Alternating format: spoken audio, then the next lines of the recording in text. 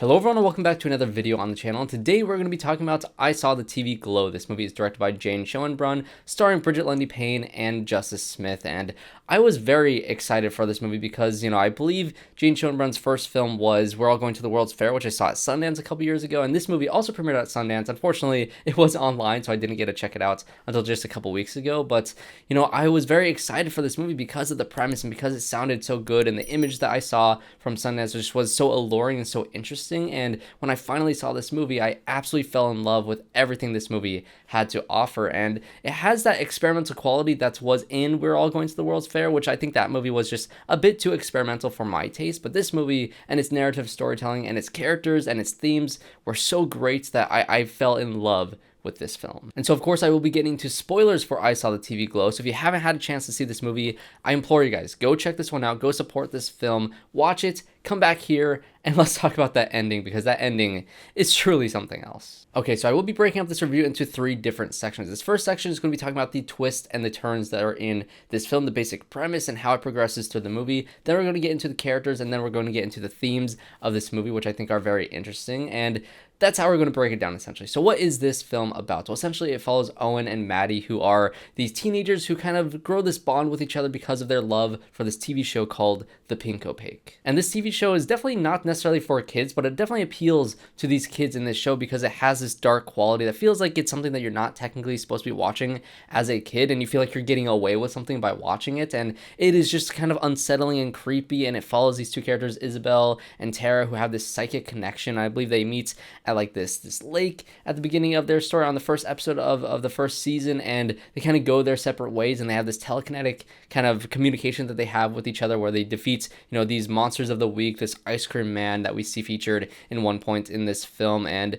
it's a very interesting idea for a TV show, and this connection between these 2 characters that I think is very interesting, and it's very alluring to our main characters Owen and Maddie because they relate to the characters so much. Owen feels a connection of sorts to Isabel's character, and you kind of see that he is very much interested in this show despite his parents being very strict and not letting him stay up past 10 p.m., which this air shows at 10:30 p.m. and so he's not really allowed to watch it, so he has to kind of sneak out of his home and go over to Maddie's place to watch it. And so after this initial sleepover, you kind of skip a couple years and you essentially hear that Maddie and Owen, although they found this dynamic with each other and they found this similar love they have for this TV show, they kind of stop talking for a while, and they only communicate through Maddie sending Owen these tape recordings of the TV show, since he can't stay up late to watch this show, and he's kind of hiding it from his father because his father thinks that it's a show for girls. And so that will also kind of tie into some of the themes that this movie has later on in this review. But he's getting these videotapes, which also I actually think I just made the connection that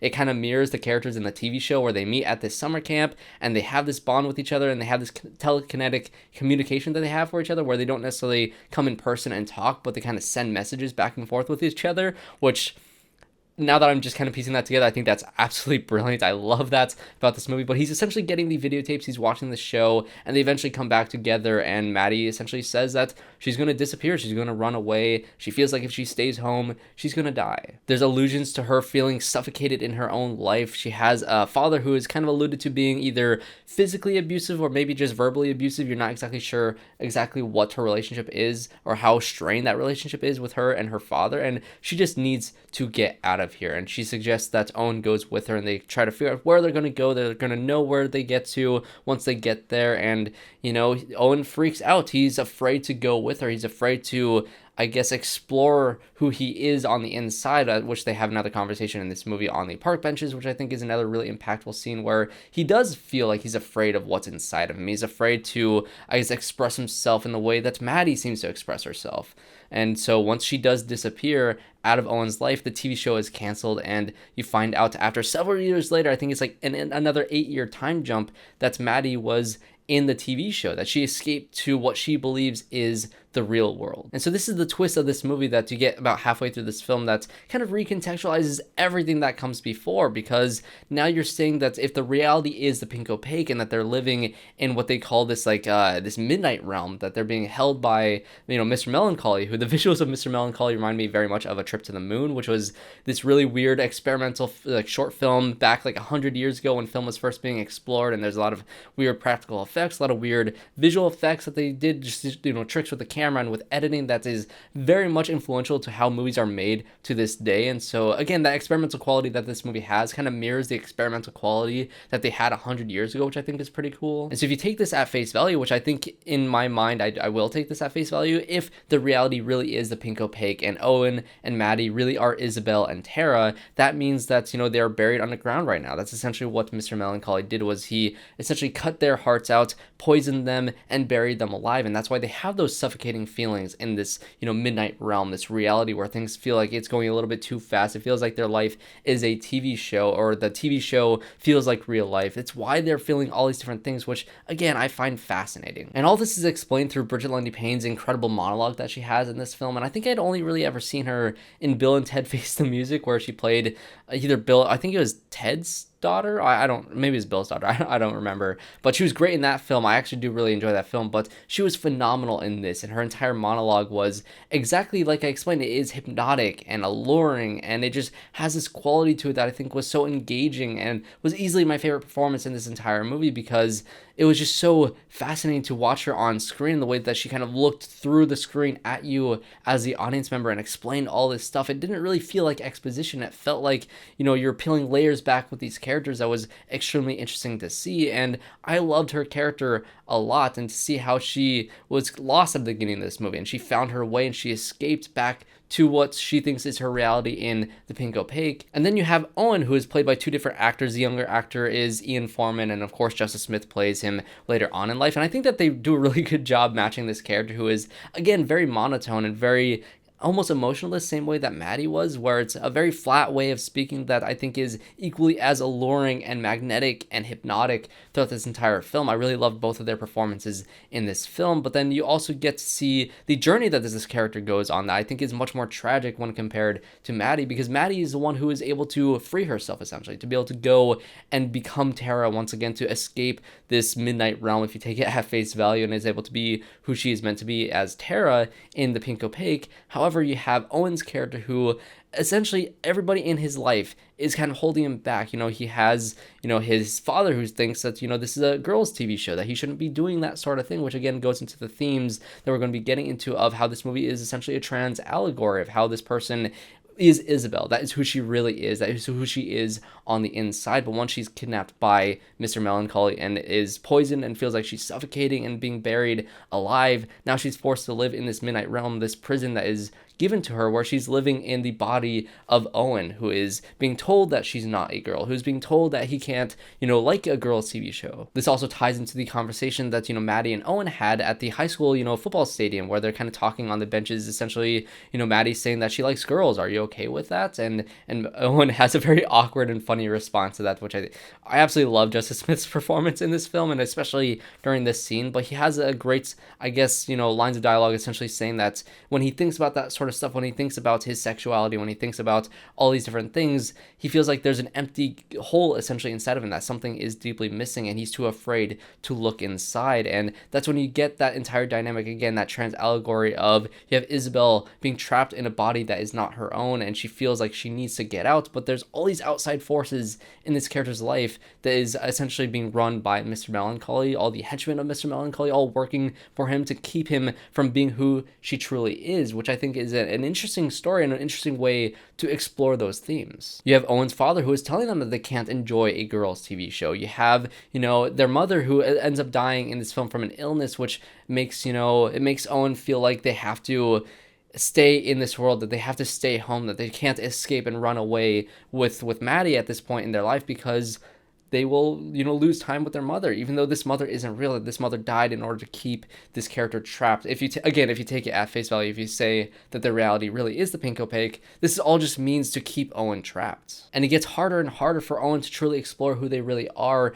because of the suffocation that they feel in their life. And the older that they get, the more time that passes, they feel more of an obligation to stay this person that they think they are, to stay as Owen, and to not become Isabel, to not go with Maddie at the football football field towards the end of this movie, which I think is a very heartbreaking decision. And once you get another time jump, which is like 20 years later, and you get the joke about the pink Opaque being now available on streaming, and you get to see that the TV show doesn't exactly feel right anymore, that it feels a little bit more childish and cheesy than it did before when they were younger. And so you have this character that is in denial of their past, that is in denial that their reality that they did live in the pink Opaque, it doesn't exist anymore. It doesn't exist in the way that they thought, because they are still suffocating in their life. They can barely breathe. And as you progress towards the end of this movie, where, you know, they now work at this fun center, and you get, you know, this birthday party, and you have a complete and utter breakdown from Justice Smith in this moment that I think was absolutely haunting. And my audience had some laughter to this reaction, because it is extremely it's extremely jarring, because he just starts screaming and just, you know, belting from the top of his lungs. This character has been extremely monotone throughout the entirety of this film, is just letting it all out in this moment. And for me, at least, in this audience, I felt completely, I guess, drained in this moment. To see this character completely break down was heartbreaking and was haunting, and to see this character really struggle with who they are was easily the most impactful moment of this movie for me. And yeah, it did, you know, cause some laughs in the audience, but at least for me, I was speechless at this point. I was completely broken. And one of the final scenes of this movie is Owen cutting open their chest and looking inside and seeing the glow of a TV screen, essentially both confirming is the reality. I guess if you look at it at face value again, I guess you can see this movie in two different lights. You can say it's that the reality is this character is Owen, and it's all a metaphor for being trans, and it's this, you know, idea that they are too afraid of being who they truly are because of all these external forces. Or you can take it at face value and say, oh, they actually are Isabel, that is in this TV show,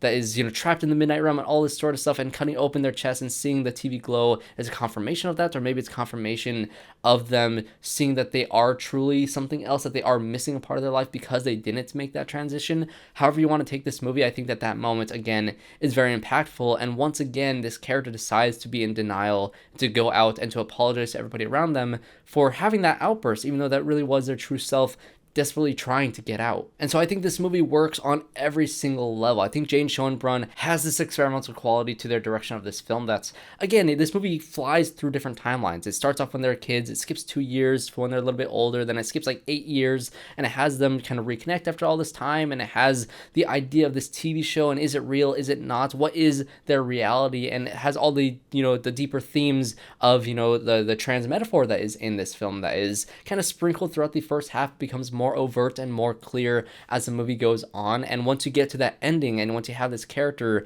once again deny who they truly are, it is just that much more heartbreaking to see this character continue to do this. And I found this movie extremely relatable. Even though I'm not trans, even though I am a cisgendered man, I felt a connection to this character, because I think that you can still watch this movie and relate to the idea that you feel trapped, you feel like you're suffocating in your life because you're not making a decision to do the things that you really want to do, to be who you really want to be. And I found that aspect of this movie extremely relatable. And I do implore you guys to go seek out reviews from people who are trans that watch this movie. One of my favorite critics that I follow on Letterboxd is Zoe Rose Bryant. I implore you guys to go check out her thoughts on this movie, as well as anybody else who is trans who also reviewed this film. I'll try to find a couple and leave it in the description down below for you guys to also seek out, because I do think it's important to get that perspective on this movie rather than just my own. I do think I got a grasp of the themes of this movie pretty well, but there's probably so much more and deeper meanings that I missed in this film. And also seek out interviews from Jane Schoenbrun, who talks very passionately about this film, and I really do love them as a director, and I cannot wait to see what they do next. But overall, I did really